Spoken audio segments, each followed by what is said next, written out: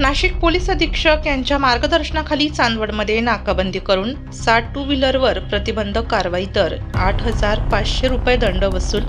सध्याच्या काळात two wheeler, four wheeler या गाड्यांचे चोरीचे प्रमाण जास्त वाढल्यामुळे त्याकरिता जागोजागी वाहन तपासणी करीत आहे।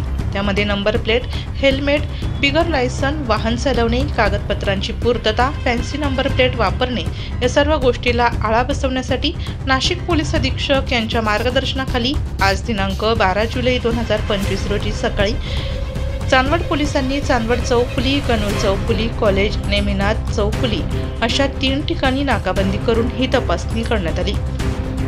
त्यामध्ये 7 केस या टू व्हीलरवर करण्यात आल्या। त्यामध्ये 8,500 रुपये दंड वसूल करण्यात आला। यावेळी चांदवड पोलीस निरीक्षक कैलास वाघ, PSI Pathare, ASI Suryavanshi, ASI Thackeray, police शिपाई सोळुंके, पोलीस शिपाई सुनील शिंदे आदींनी कारवाई केली आहे। आपल्या जिल्ह्यातील व तालुक्यातील बातम्या व जाहिरातींसाठी आजच संपर्क साधा। DG महाराष्ट्र न्यूज, मुख्य संपादक देविदास जाधव। संपर्क 98 22 49 99 40 89 83 15 04 60।